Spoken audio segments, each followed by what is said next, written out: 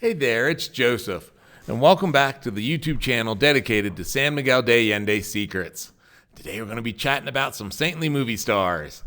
As always, there's links below in the descriptive box for various websites, including one that'll take you out to Amazon.com that has all the best-selling books in the San Miguel de Allende Secrets series of 10 best-selling books. On a recent tour, a lad stated how amazed he was. There was a saint for every human need, and asked what the modern equivalent was. Movie stars, I answered, and here's why. If you visited ancient sites where man built up cities anywhere in the world, you'll notice some common denominators. Namely, ancient man liked jewelry, watching or playing sports that involved a ball, and worshiping deities. I think these three things remain in our DNA. You may not be religious per se, but everybody worships something, even if it's simply money, sex, a sports team, or themselves.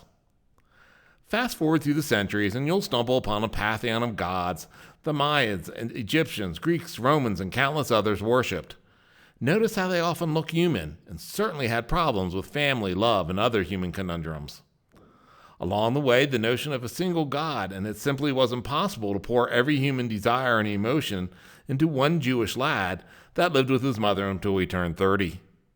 The Catholic Church was nothing if not a public relations juggernaut, always taking what folks already believed, tweaking it some, and making the result Catholic.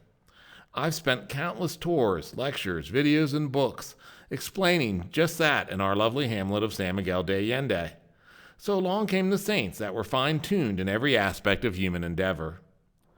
To me, the transfer of allegiance from gods and goddesses to saints was an easy one. All are larger than life and frequently featured in art, but during their lifetimes had our same issues and concerns. To whom does that logic apply since a century ago?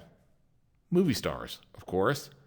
They seem human, but are magnified tenfold on big screens with problems both off and on screen similar to our own. There are entire industries built around telling us their problems. Since they can't be movie stars forever, you get to pick your favorites and hope they'll last knowing that, well, they simply can't.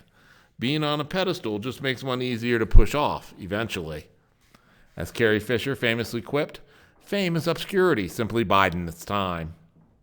So that's my timeline on the popularity of saints, or anyone that is larger than life, but with similar issues, be they gods or celebrities. To be a movie star is an obsession for those that crave it.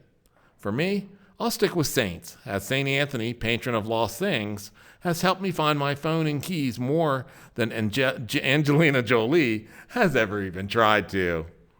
As always, feel free to click on the subscribe now button and you'll get automatic notifications of new videos as they appear here on the YouTube channel dedicated to San Miguel de Allende secrets.